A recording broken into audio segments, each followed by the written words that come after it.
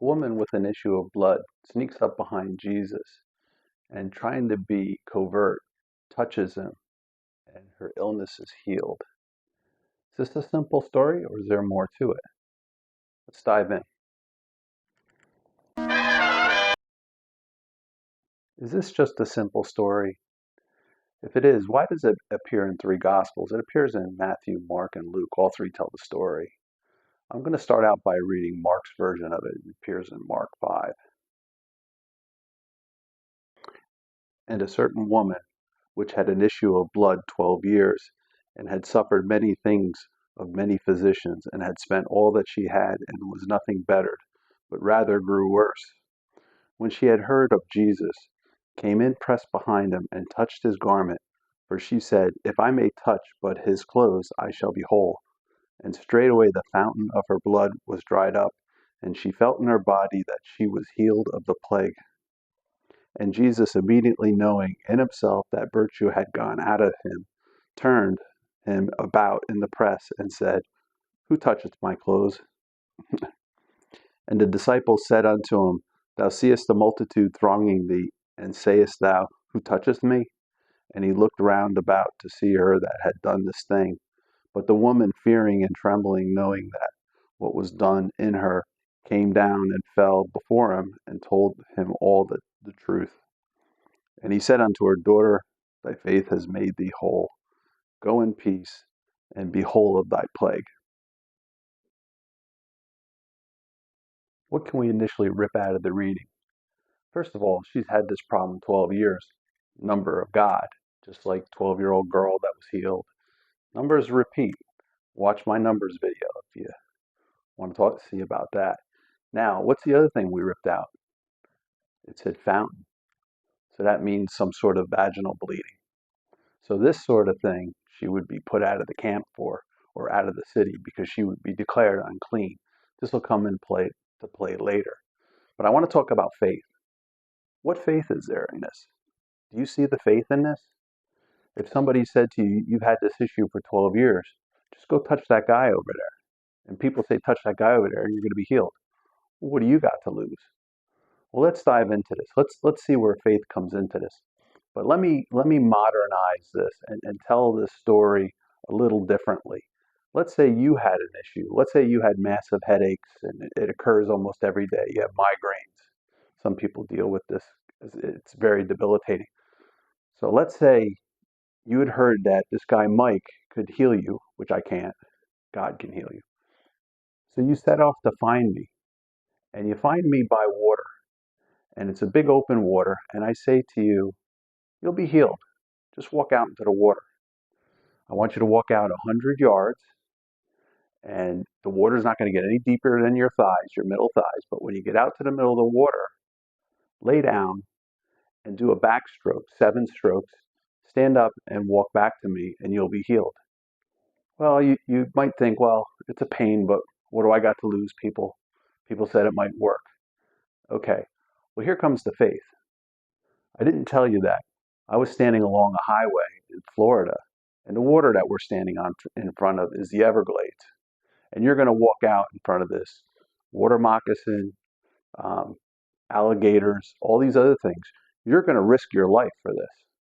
Now, how much faith do you have in me? Okay, let's go back to the story now. I already said that she would have been put out of the camp or out of the city because she's unclean. So she would have to show the high priest that she is clean. She'd have to go to a rabbi, I should say, and show that she's clean to be allowed back in. So her being back in around Jesus is a danger. She is risking her whole life. So she sneaks up behind Jesus, trying not to get caught, touches him. Now, why is she touching him? Where do we get this from? Well, this goes to the Old Testament in Malachi. Now, Malachi was about 450 years before Jesus, so that puts it, 35, 50 from creation. But this was the last book before the coming of Jesus that's in your Old Testament. It finishes up the Old Testament. But at the very end, in Malachi 4:2, it says that the righteous one will have healing in his wings.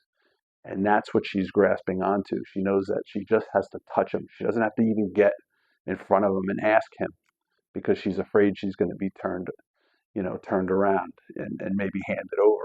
She doesn't know what's going to happen. So it was a gamble. So she tried to sneak in, touch him, and kind of disappear. But Jesus called her out, and he spun around, and everybody's touching him, like the disciples said. But he still spun around. He took the time and said, talked to her and said, you know what, your faith made you whole. Why did he do that? I mean, everybody's touching him. Why didn't he just keep going? Well, I think this goes back to, it repeats throughout Jesus said it a few times, but I'm going to point at Matthew 6:18. God, what you do in private, God will reveal openly. So if you give alms in private, something like that, what you pray for in private, God will reward you openly. And this is an example of that, where God, he rewarded her faith openly in front of everybody.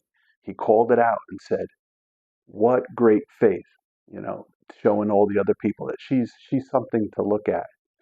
I hope with this video we can take a different look at things. With my videos, I want to try to take a different look at things and see what we can really learn from them. A lot of these stories are much more simple than they seem, and the Jews would quickly get this, understand quickly all that's going on, but thanks for watching.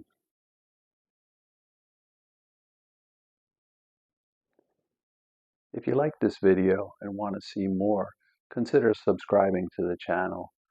I enjoy having you sit with me in the pews. I love to talk before service. And I just want to remind you that there's more to this than just going to church every week. You know, you're not going to work. You're not going in and punching a time clock, and at the end you hand your time card to Jesus, and he says, "Oh, wow, good. Look at how many hours you went to church." There's more to it. It's living a Christian life. It's following Jesus' teachings and keeping your eye specifically just on Jesus. I just want to say, I'm not your minister. I'm just someone who sits in the pews with you.